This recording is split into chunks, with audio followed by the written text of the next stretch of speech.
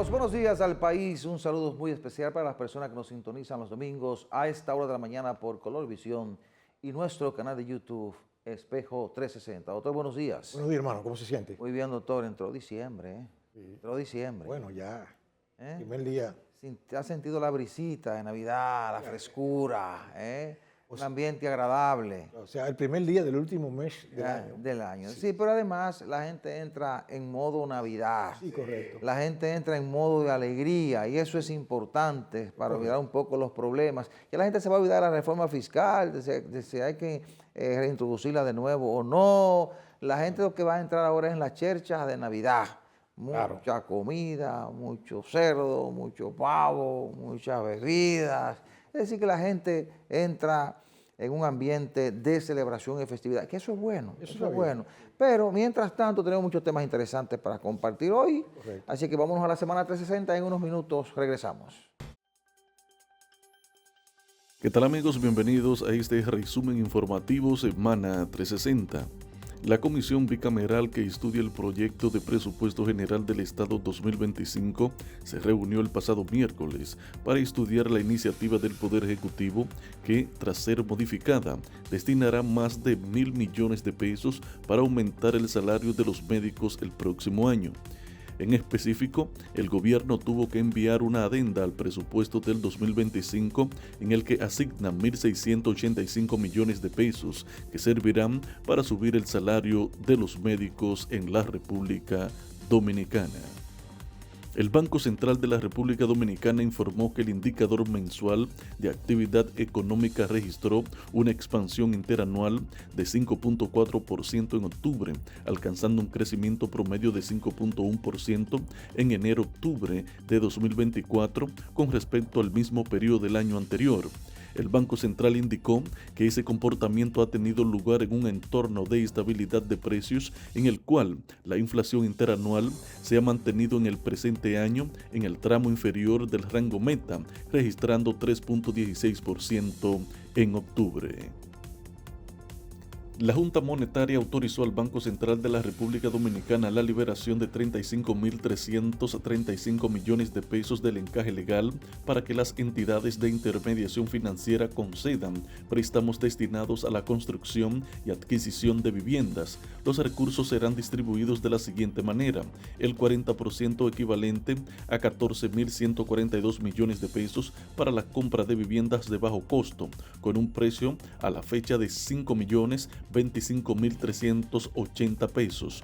El restante 60% irá a préstamos para la construcción y adquisición de viviendas. El anuncio de la liberación del encaje legal por parte del Banco Central de la República Dominicana es visto como positivo para estimular la economía, especialmente en el sector construcción. Sin embargo, como señalan economistas, su éxito dependerá de la capacidad de abordar obstáculos estructurales como la escasez de mano de obra y la efectividad en la transmisión de las políticas monetarias. El presidente de la República, Luis Abinader, se pronunció sobre la situación que se vive en los sectores construcción y agricultura, dos de los más afectados por el plan de deportación masiva de haitianos ilegales, asegurando que el gobierno se encamina para abordar el tema junto al sector privado. Nosotros tenemos que ir caminando, el gobierno y el sector privado, para dominicanizar la mano de obra en construcción, agropecuaria y los demás sectores, pero esos dos principales donde hay una situación especial, respondió el mandatario a la prensa. La llegada de turistas y cruceristas a la República Dominicana desde enero hasta octubre ascendió a 9.082.298 para un incremento del 10% en relación con el mismo periodo del año 2023, que fue de 8.245.259 visitantes. El total de extranjeros que pisaron suelo dominicano para vacacionar en lo que va del 2024 se compone de 6.984.569 turistas que se hospedaron en la isla caribeña y 2.097.729 que arribaron a las costas a bordo de cruceros.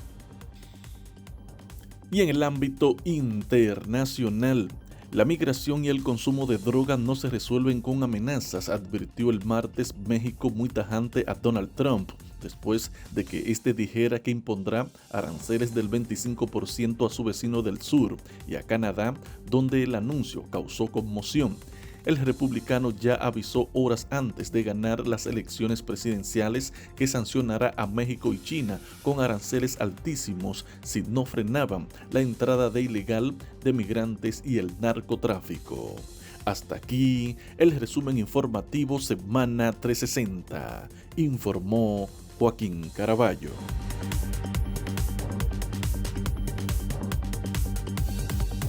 El presidente de la República parece que no está por descuidarse en este segundo tramo de gobierno, porque todo el mundo sabe que hay un proselitismo fuera de tiempo, que el Partido Revolucionario Moderno tiene una gran cantidad de sus dirigentes y funcionarios aspirando a la presidencia de la República, que tienen proyectos políticos que están activados como si estuviéramos a un año o dos de las elecciones presidenciales del 28.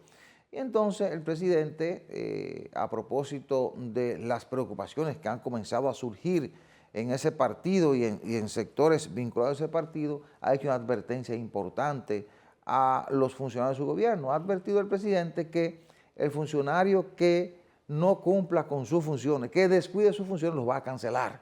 Eso es importante que mande esa señal, porque yo lo he dicho en múltiples ocasiones, el presidente necesita concentrarse en gobernar y ofrecer resultados al final de su jornada o al final de su mandato de 8 años, 2 periodos presidenciales. Este apenas comienza, pero parecería que tiene 2 años en función de lo que están haciendo los funcionarios y en función del activismo político, como si faltara un gran tiempo, ¿verdad?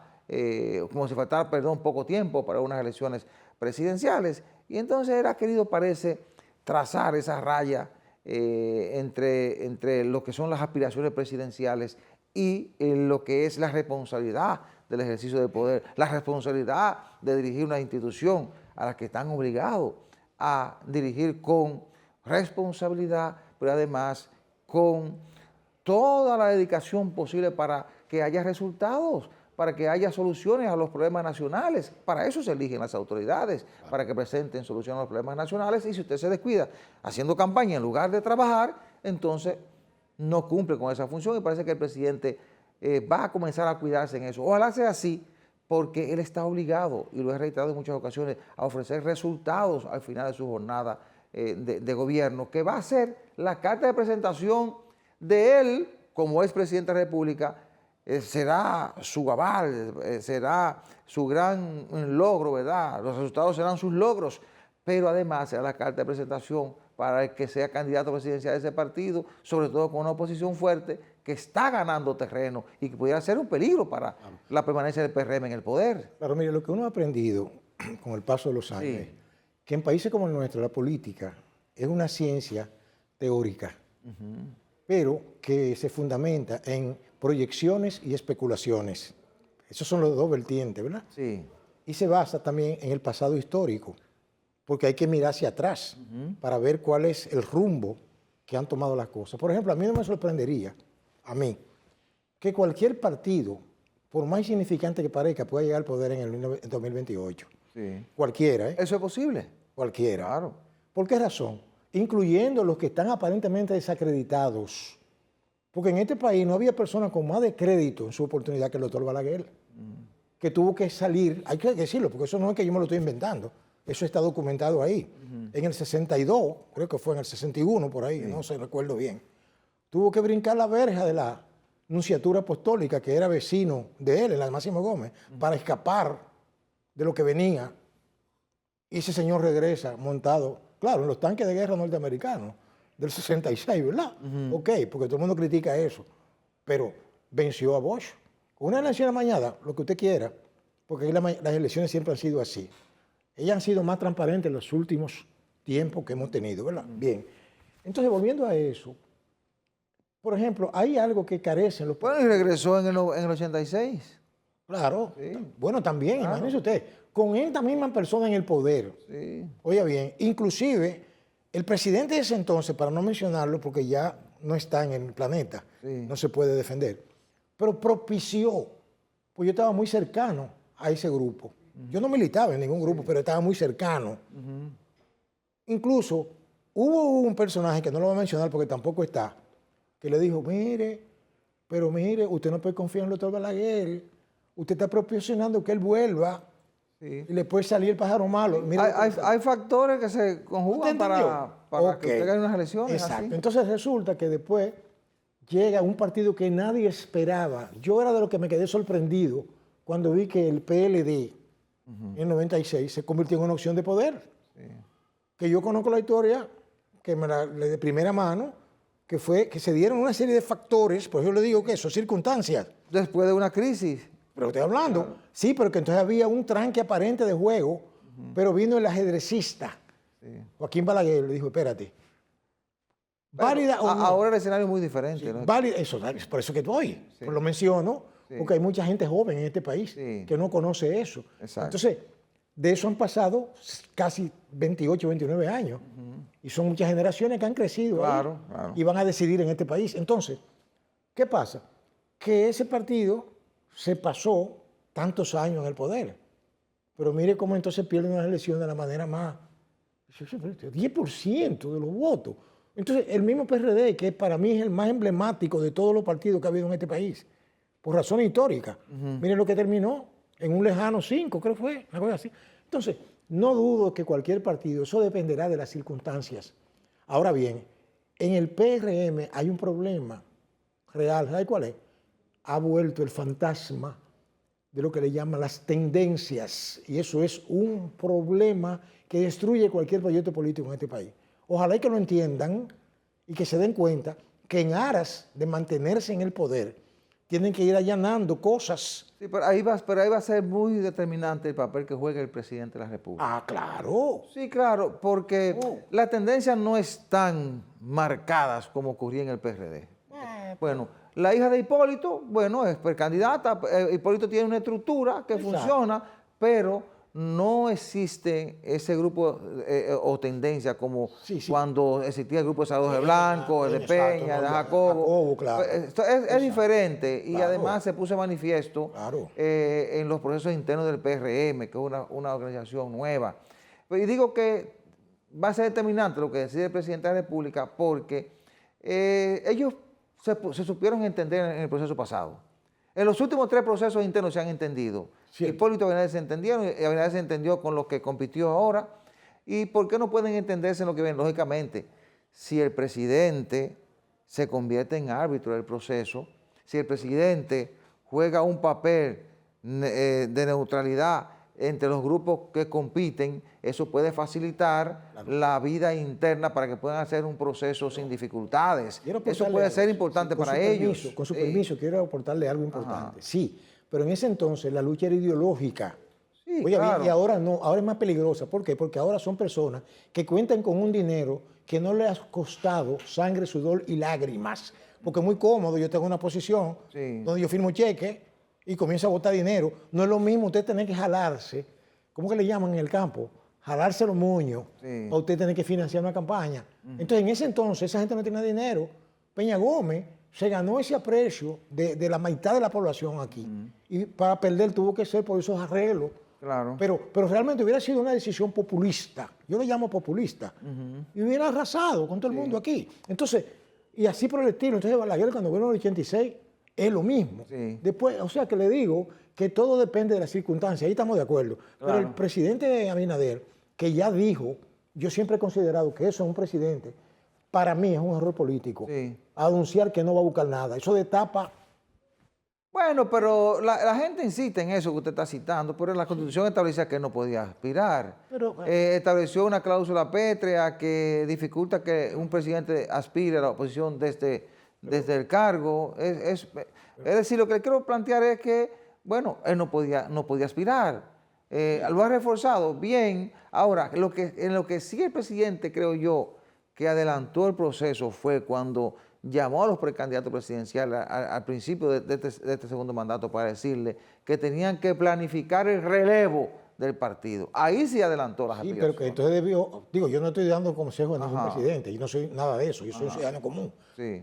Pero entonces él pudo haber empezado diciendo, como están aspirando, lo voy a separar de los cargos. Bueno, esa pudo haber sido una salida. O sea, la calidad de ellos, ya, claro. Claro, o dejarlo ahí por lo menos 2 años y cuando comiencen a aspirar, separado de la posición. Ahora, el PRM está en una posición importante en este momento, están haciendo un buen gobierno, esa debe ser su carta de presentación, y creo que el presidente está consciente de eso y de que una buena gestión depende de que ellos puedan seguir en el poder, por eso parece ser que quiere cuidar el que sus funcionarios no se descuiden de sus funciones para dedicarse a las actividades políticas de campaña, porque es que evidentemente eso es lo que le va a permitir a ellos poder competir con posibilidades de retener el poder frente a Leonel Fernández o el candidato del PLD en las elecciones del 28, o cualquier otro que surja, como decía usted. Cierto. Así es. Exacto. Vamos a hacer la pausa, regresamos en breve.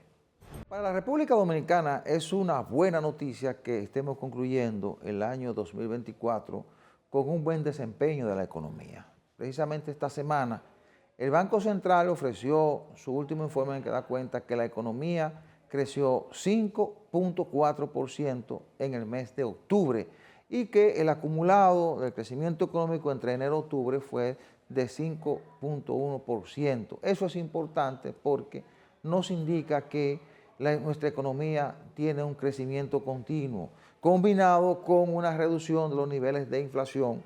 Eso pues da cierto respiro y cierta tranquilidad a los dominicanos cuando uno compara con otros países que si no están decreciendo, están en unos niveles de crecimiento muy bajos, incluido Estados Unidos, que va a crecer creo que un 2.8% este año. Es decir, un crecimiento por encima del 5%, cuando hay un entorno internacional que no es favorable, eso indica que República Dominicana sigue siendo una economía importante que está trayendo buenas inversiones extranjeras, que la gente sigue confiando en invertir en República Dominicana, que hay un clima propicio para la inversión y que, bueno, nos permite a nosotros decir que, contrario a lo que ocurre en otros países, nosotros disfrutamos de una economía en crecimiento, aunque existe todavía la necesidad de tomar medidas que nos permitan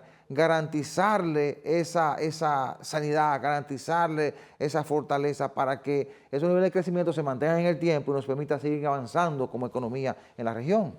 Mire, yo por mi formación religiosa desde mi juventud, de mi niñez, por mi madre, hay un personaje bíblico famoso por una frase que la inscribió para siempre y es Tomás, que decía, ver para creer. Yo en materia de economía soy como Santo Tomás, ver para creer. Le voy a decir por qué. Si usted, por ejemplo, está en olla, ¿verdad? Para usar un lenguaje popular, usted está con problemas económicos serios. Entonces de repente dice, no, José María está progresando fuertemente. Sí. La gente espera que usted viva en una casa mejor, que usted tenga un auto, o que si no tiene auto, tenga un auto, ¿verdad? Coma mejor, se vea mejor, vista mejor, ¿sí o no? Claro, signo de crecimiento. Entonces quiere decir que si un país está creciendo económicamente, no puede tener problemas, por ejemplo. Me hago entender, yo nunca he estado de acuerdo con la reforma fiscal en la forma que se planteó. Yo sí creo que hay que corregir cosas aquí. Ustedes que están por su cuenta. Eso es verdad, eso lo he dicho yo siempre aquí. Hay que controlar los gastos, hay que controlar una serie de cosas, hay baja presión fiscal en ciertos aspectos, ¿verdad? Pero habrá que ver quiénes son esos aspectos que habrá que meterle más presión. Diría yo que los que más ganan, los que más tienen, lo que es lógico. Oiga bien, ahora bien. Yo por eso digo que aplaudo ese crecimiento, claro que sí. Lo que pasa es que yo quiero verlo convertido en lo que los apologistas y los exégetas llaman el derrame económico. Sí. Que se vea, que se sienta, no solamente en los números fríos de la economía. Esa siempre ha sido una tarea pendiente en el país. Eso digo yo. El crecimiento del país es real, pero hay una franja que todavía no percibe ese crecimiento. Entonces, ¿por qué no se convierte en dinero en la gente? Porque ¿para qué una economía es poderosa si la gente no puede ir a un supermercado con los mismos cuartos que fue la semana pasada a comprar lo mismo? No sé. Bueno, en ningún país del mundo usted puede hacer eso. Entonces. Pero, lógicamente, eso no significa que no esté creciendo. Entonces, yo digo. Porque usted compara, por ejemplo, la República Dominicana de hoy con la República Dominicana de hace 8 o 10 años, y es totalmente diferente. Bien. Aquí hay un auge, mire, de la construcción, de la industria, del turismo, de los diferentes sectores de la economía que están en crecimiento. Compréndame una cosa. Ahora, usted tiene razón en la parte de que hay una franja que no percibe esa derrama económica. Hay que trabajar para que se dé esa derrama. Yo lo voy a tomar a usted como un profesor de economía Sí. que yo tenía, que él hacía unas preguntas capicúas. Ajá. Y él miraba así, pero me contestaba como lo entendía. Sí. Siempre, muy bien, todo eso está bien, pero ¿a dónde va ese dinero? Pregunta un estudiante Sí. que saca 60. Yo, ¿verdad? 60 para abajo. Profesor, ¿dónde va ese dinero? Porque yo quiero ver que ese crecimiento, usted me entiende, siempre yo he tenido ese discurso aquí. Sí. Yo quiero ver eso, porque usted lo dijo claro, una asignatura pendiente. Entonces quiere decir que eso debe revertirse en que tengamos un mejor nivel de vida. Yo sé que el país no es el mismo, pero claro que no.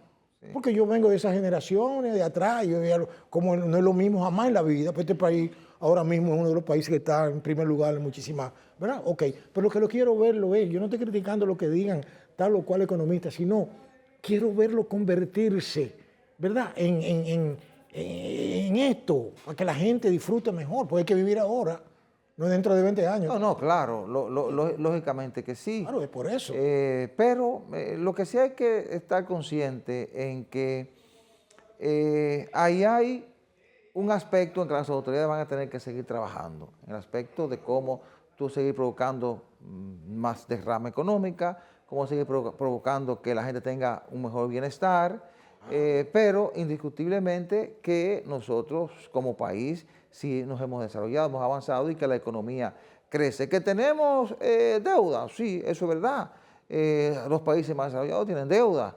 Que nosotros tenemos que seguir mejorando determinados aspectos en diferentes áreas, sí, es verdad, pero el crecimiento sí es real. Claro. El crecimiento, cuando usted comienza a revisar el sector, usted dice, pero sí, es así. Cuando usted coge, por ejemplo, el sector de la construcción, usted mira, dice, pero es verdad que aquí hay un crecimiento en el sector de la construcción en República Dominicana.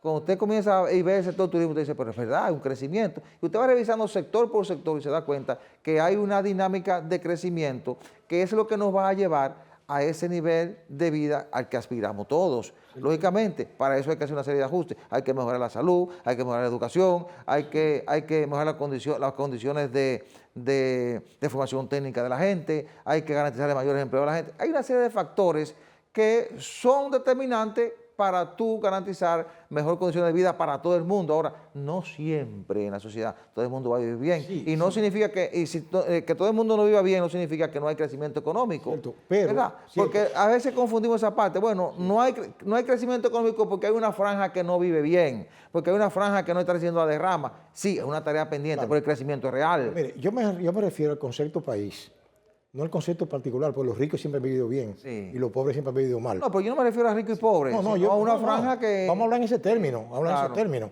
porque por lo siguiente, no será, claro está, yo acepto, por ejemplo, el crecimiento, claro que sí, y el dinero está ahí, pero lo que pasa es que a mí me da la impresión de que hay una distribución negativa, no equitativa. ¿Por qué razón? Porque hay muchos gastos enormes que se van a un sector. Y que son tareas pendientes, eso es verdad. Usted comprende, y eso Que hay que cambiarlo. Eso estoy diciendo yo siempre aquí. No, O ahí sea, estamos de acuerdo. yo no he dicho que no lo haya. No, ahí estamos de Es que acuerdo. ¿dónde está ese dinero? Ahí ¿Hacia estamos dónde de acuerdo. va? Y hacer una mejor inversión. Lo que le estoy Hacer una inversión. diciendo. Por ejemplo, usted ve, el gobierno está obligado a hacer una mejor inversión de gasto de capital el próximo año. ¿Usted comprende? ¿Por qué? Porque necesita seguir impulsando los niveles de crecimiento de la economía. ¿Y cómo usted lo impulsa? Con el gasto de capital. Con el gasto corriente usted no impulsa ningún crecimiento económico. Pero claro. Entonces, pero sí, nosotros estamos creciendo. Y cuando usted compara, por ejemplo, con algunos países, usted dice, bueno, es verdad, nosotros hemos crecido. No, pero esos Tenemos países, tareas pendientes, pero sí hemos crecido. si esos países se liberaran de los yugos que tienen, nos dejan a nosotros a 10.000 millas atrás. Bueno, pero eso En sentido general. eso estaría por verse. Sí, Lo de no. nosotros, por lo menos lo de nosotros ya está demostrado. Bueno, Lo de pero- nosotros está demostrado. Bueno, por lo menos hay uno. A mí no me gusta mencionar, yo tengo muchos amigos comunistas que se ofenden cuando dice esto. Pero Cuba tenía el tercer lugar en Latinoamérica. Sí. Oiga bien, y mire dónde está. Bueno, Argentina es la principal economía de la región. ¿Usted entendió? Sí, lo que pasa, lo que quiero decir es que es posible. La gente dice, bueno, si Cuba se liberara del yugo, quizás creciera más que nosotros. Por eso es un supuesto. Pero- Lo de nosotros es una realidad. Nosotros hemos hecho un esfuerzo, hemos tomado medidas para lograr los niveles de crecimiento que tenemos Yo voy a hoy. decir una cosa, nosotros, aunque somos un poco olvidadizos de la historia, Sí. nosotros debemos darle gracias a lo Altísimo, que no nos tocaron ciertas cosillas, que le tocaron a los vecinos, sé a qué me refiero, de toda esta parte del mundo, Sí. que no han podido salir de ese atraso. Países con todas las condiciones para ser tremendo y no han podido. ¿Por qué? ¿Qué digo? Por la arena movediza del sistema político que tienen, que no lo dejamos. Nosotros no tenemos eso. Y por el accionar de su gente. Y nosotros no tenemos el eso. accionar de nosotros ha sido diferente.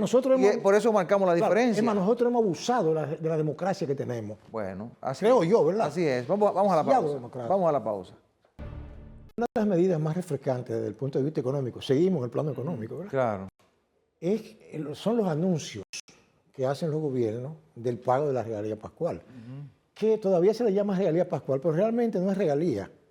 Es lo que le llaman otros más eufemísticamente salario 13. Sí. Algunos le llaman así, ¿verdad? Porque es un salario realmente, se acumula. Y eso imprime a la economía un movimiento inusitado. Claro. Porque moviliza prácticamente todo el cuerpo social. Y te lo percibe. Todo. Se siente durante un mes y pico. Y es lo que usted dijo en la introducción del programa, que la gente está en chelcha. Bueno, es verdad, porque ven acá, pero alguien dice, mira, si no fuera por esos momentos, la vida no tenía sentido. Se le olvida todo a la gente. Todo. Se le olvida todo. Entonces, por eso yo digo que hay que tener cuidado con eso. La gente puede estar, diríamos, empeñada en desbaratarlo todo, porque hay gente que queda endeudado. Hay hasta merengue famoso, de merenguero famoso, que decía que en Navidad siempre estoy cogiendo prestado, porque no me quedo en chele. Sí. Pero es que, lamentablemente, ¿qué le digo? Las personas a veces gastan sin control, se llevan de muchas ofertas que realmente no son necesarias, pero cada cual hace con su dinero lo que cree. Y es bueno saberlo en este momento, en el momento en que se anuncia que a partir de esta semana, de parte del gobierno, se va a comenzar a distribuir el salario 13, ¿verdad? Que van a circular 30.777 millones de pesos, solamente con lo que va a distribuir el sector público. Cuando usted le suma eso, lo que entrega el sector privado, que es mayor la suma, aquí estarán circulando cerca de 90.000 o 100.000 millones de pesos durante diciembre y principio de enero. Eso te crea una dinamización de la economía extraordinaria. Por eso que usted ve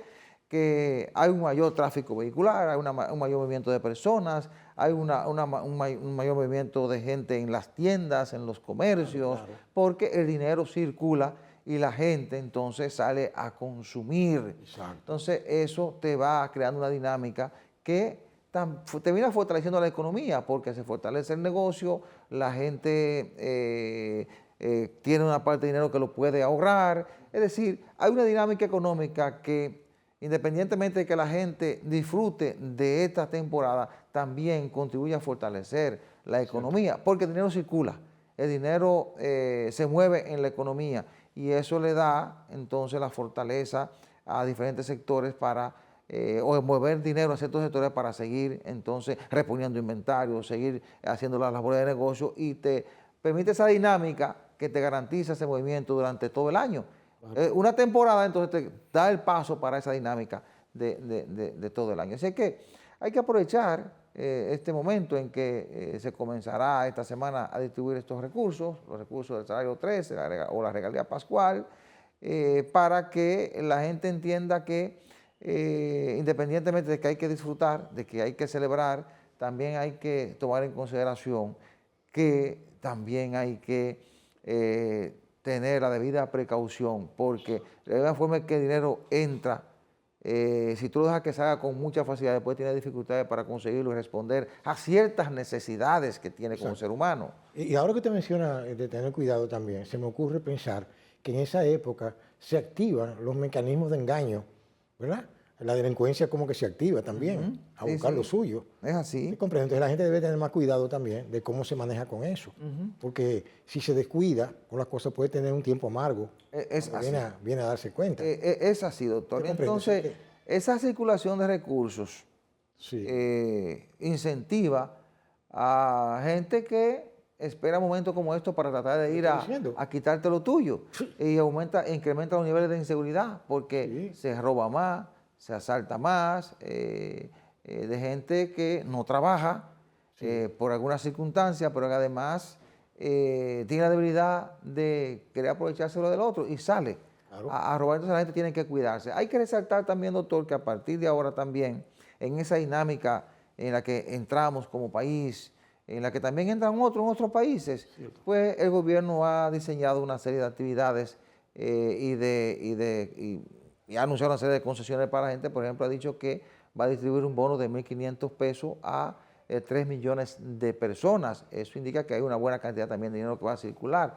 Eso es a través de la tarjeta, del bono navideño que entrega el gobierno. Hay una serie de fiestas populares, van a distribuir una cantidad importante de raciones de alimentos, tanto crudos como cocidos, fiestas en los barrios. Es decir, que habrá una dinámica impulsada una buena parte por el gobierno y otra impulsada por la celebración misma que se da por la temporada, que la misma gente la va preparando en función del dinero que le va entrando, que no depende específicamente que el gobierno te lo dé, no depende específicamente de que alguien te dé una facilidad, no, es un asunto propio de una celebración que se da anualmente, que la gente, que los seres humanos se van preparando para eso. La gente va a salir a preparar, a celebrar, la gente va a salir a compartir con sus vecinos, con sus amigos, independientemente de que le llegue una ayuda o no del gobierno. Pero es importante que siempre le llegue esa ayuda a la gente necesitada. Claro que como sí. lo ha anunciado el gobierno, que lo hace cada año. Anteriormente eran cajas las que te distribuían, se repartían y eran escenas terribles, escenas que a veces te daban a ti vergüenza, te daba vergüenza ver a personas empujándolas, a personas mayores recibiendo maltrato por una cajita. Lógicamente, esas personas iban empujadas por la necesidad. Sí. Entonces, desde hace un buen tiempo para acá, ¿de qué manera se está haciendo? Bueno, le están mandando un bono a la gente, claro, para que la gente vaya y compre lo que necesita para hacer esas compras, claro, el día de Nochebuena o Navidad para compartir con su familia. Que aún así también la delincuencia no duerme nunca, porque sí, ha habido, claro, mucha trucología, como le llama un amigo mío. Entonces, cuando tú vienes a ver, hay gente que clona tarjeta, que hace esto. Eso es normal. Sí, eso ocurre regularmente. Sabes, hay que tener precaución con eso también. Sí, pero lo importante es que estamos arribando a un final de año con un crecimiento económico importante. Estamos arribando a un final de año con muy buenas perspectivas, ¿verdad?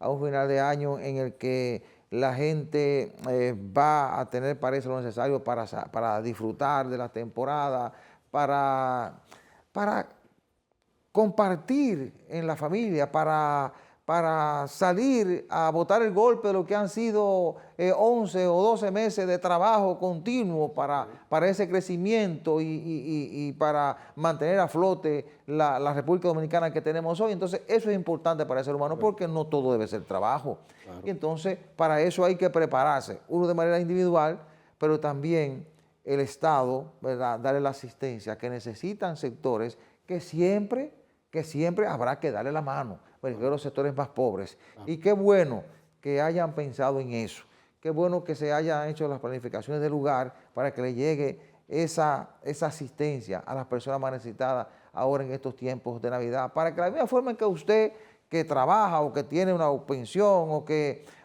tiene un buen ingreso, o que es empresario, o que tiene la facilidad de se sienta con su familia a celebrar, el que es pobrecito, que no tiene absolutamente nada, también tenga lo necesario para sentar a celebrar, es decir, por lo menos en este momento puedo estar tranquilo.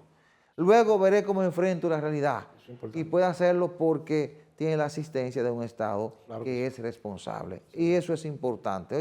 Por eso es que yo siempre resalto las labores del Estado, cuando se trata de personas muy necesitadas. Porque hay gente que a veces desde su realidad no ve la realidad de otros.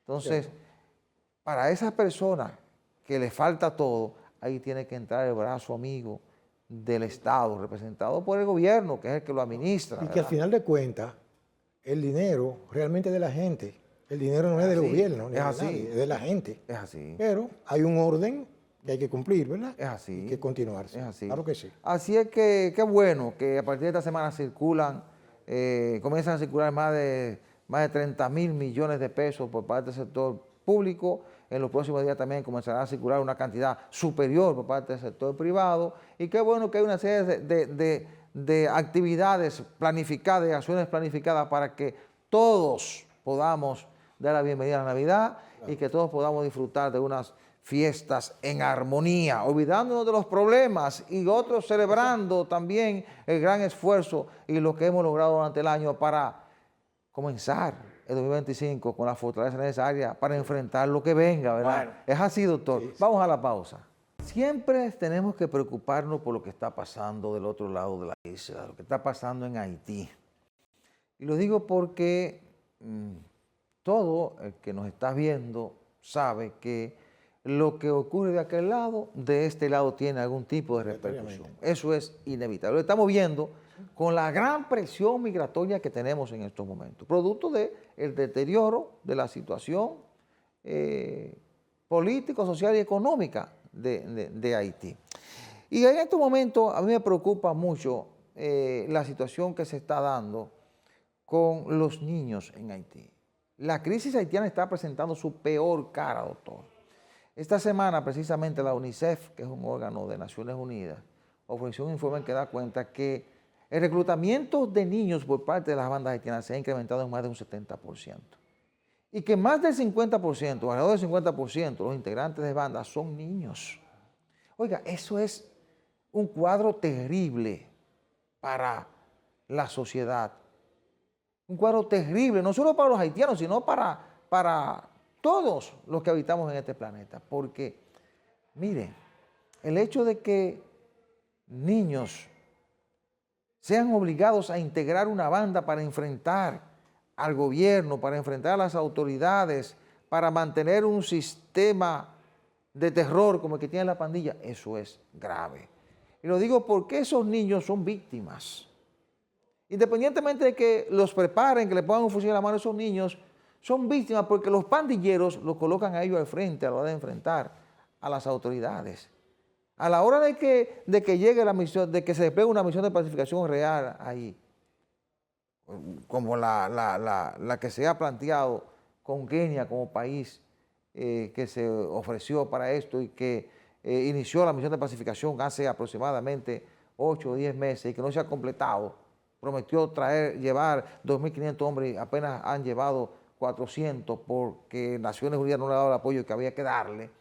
Óigame, cuando se despliega esa misión de pacificación por completo, los que van a dar el frente ahí, la gran mayoría son niños que han sido reclutados por la pandilla y que a fin de cuentas van a caer en combate y son víctimas de la situación que está pasando ahí. Es decir, para mí, la crisis haitiana está presentando su peor cara. Eso es una pesadilla para el pueblo haitiano. Independientemente de que se pueda enfrentar a barbecue, que se pueda someter a la obediencia, que se pueda pacificar, óigame, el hecho de que usted tenga la mitad de los integrantes de pandillas que sean niños, eso es la peor información para la sociedad. Mire, y yo creo que la comunidad internacional no puede seguir dándole de lado a ese problema. Cualquiera que lee esos informes de la ONU piensa que los haitianos inventaron eso, pero eso ha sido recurrente en todas partes del mundo, en donde hay esa irregularidad de guerras, de guerrilla y de tipo de cosas, inestabilidad. Eso es histórico. Ahora bien, lo cual no justifica, como es lógico eso.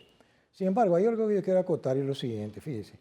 La situación de Haití no es algo que se inventó antier, ni hace 20, ni 30, ni 50 años. Eso empezó desde que Haití proclamó su independencia. ¿Por qué? Porque el primer escollo para Haití estabilizarse fue la misma Francia, cuando le impusieron una deuda, lo obligaron a reconocer una deuda que equivaldría a todo el dinero del mundo hoy, más grande que cualquier país que pueda tenerla hoy, y ellos no podían hacerle frente. A tal punto que fue en el siglo pasado, como en el 1900, creo que 70 y pico, 60 y pico, que vinieron a completar y que le condonaron una parte de esa deuda, que no podían pagarla. Entonces, en ese orden, Haití también ha sido víctima de la explotación de muchos grupos élites que brigan allí a hacer negocio, mientras que el pueblo llano siempre ha estado relegado a un octavo plano. Yo se lo digo porque aunque yo no conozco la realidad haitiana a fondo, porque yo no he vivido allí, pero he visitado Haití unas cuantas veces. Tengo muchos amigos haitianos y conozco de dónde viene. Por ejemplo, el haitiano tiene una capacidad de trabajo, ¿verdad? De creer en su país, ama su tierra, pero lamentablemente los grupos que los dirigen, sin importar el aspecto racial, porque aunque hay una división fuerte en Haití con la cuestión de los mulatos y los negros, que es un lío del diablo allá, porque para Haití eso ha sido sangre por todas partes, lo cual no hemos vivido aquí. Nosotros tenemos otra realidad en este país. Aquí todos los dominicanos, lo que hay gente con cuarto y gente sin cuarto. Pero aquí no hay ese otro tipo de diferencia. Ahora, yo creo que ese problema de Haití, en la forma que se ha focalizado y se ha enfrentado, no va a tener solución por ahora. Primero, hay mucha irresponsabilidad de los poderes internacionales. No sé por qué. Por ejemplo, siempre he dicho, yo he criticado a Estados Unidos con esto, porque Estados Unidos, que es la potencia más, vamos a decir así, poderosa del mundo. Claro, claro. Y coincidimos en el patio, nosotros estamos en el patio, allí a 90 millas de Miami, qué sé yo. Que resulta que ellos podían darle centenares de miles de millones de dólares a una guerra que está a miles de kilómetros de su país. Sin embargo, a lo que está a 100 millas, no podían sacar 2 o 3 cheles comparativamente para poder resolver eso ahí. Lo que demuestra que no había interés en resolver eso. Pero tampoco Naciones Unidas. Pero eso es lo que menos. Porque esa gente tienen... O sea, para mí, yo le voy a decir franco, cuando yo estudié en mi tiempo de Derecho, las cosas que se están viviendo hoy no existían. Estoy hablando ya de los años 70. En el derecho internacional, por ejemplo, se planteaba de cómo la ONU surgió y cuál fue el papel de la ONU fundamental, que era evitar los conflictos bélicos, porque había una sociedad de naciones que se fue al suelo con la Segunda Guerra Mundial. Sí. Se fue al suelo. Entonces, ahí surgió, ¿verdad?, ese acuerdo, Yalta, pero lo que hicieron fue repartirse el mundo. Rusia, Estados Unidos, el otro. Entonces, de ahí para acá es el lío que hemos tenido. O sea que yo creo que la ONU no le ha dado respuesta, se ha metido en cosas que no le corresponden. ¿Usted comprende? Entonces, a tal punto de que no resuelven, porque mire lo que mandaron, por ejemplo, la Fuerza de Paz famosa, los cacos azules. Y eso fue lo que Que fracasaron, claro. Problema. Claro. No solamente fracaso, sino un problema hasta de salud pública, Claro. en Haití. Sí. Violaciones, diablura. Pero estamos claros, los haitianos siempre han tenido problemas. Sí. Y desde sus orígenes han tenido problemas muy serios. Claro. No han sabido entenderse, la crisis se ha recrudecido, su élite tiene una gran responsabilidad en todo eso.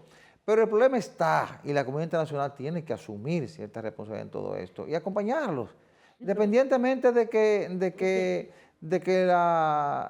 quién sea la culpa, de que las grandes potencias que tienen responsabilidad histórica no estén dando la mano. La comunidad internacional tiene que acompañar a ese país para que, conjuntamente con su élite, con sus sectores políticos, económicos y sociales, se puedan producir transformaciones, pero es que los han dejado a su suerte, doctor. Pero yo no puedo olvidar. Simplemente han sacado beneficio Claro. y cuando llega la hora de auxiliar lo han dejado a su suerte. Qué bueno. Y eso nos está provocando un grave Qué problema. Qué bueno que usted lo menciona. Eso nos está provocando un grave problema como Claro. país. Qué bueno que usted lo menciona. Lo que le ha interesado es cuando hay beneficios para ellos. Claro, sí. Pero no le interesa la suerte de ese pueblo. Claro. Y los haitianos lo saben. Sí. Oiga bien, y le voy a decir una cosa. Las soluciones que ellos buscan son soluciones paño tibio. ¿Por qué? Porque no, por ejemplo, háblame de elecciones en Haití en el 25. No, hombre, no hay ¿Cómo? condiciones. ¿Pero cómo se le ocurre a usted una cosa así? Es que ahí no hay condiciones para eso. Ninguna. doctor. Ahí lo que hay que tratar de hacer un proceso de pacificación, buscar un entendimiento por alguna vía.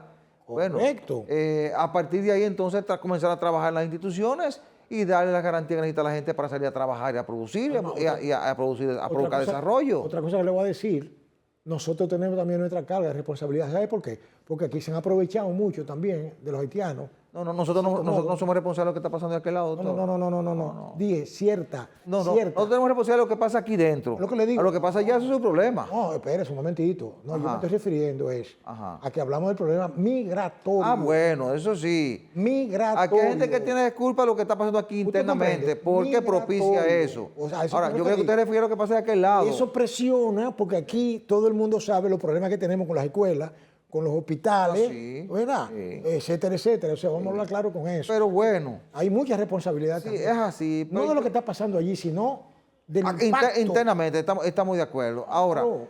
lo que sí es cierto con mucho doctor que la crisis haitiana está presentando su peor cara. no. Porque el hecho de que los niños estén siendo utilizados Sí. para integrar las pandillas, para enfrentar a los sectores que llegan ahí a pacificar, eso es terrible.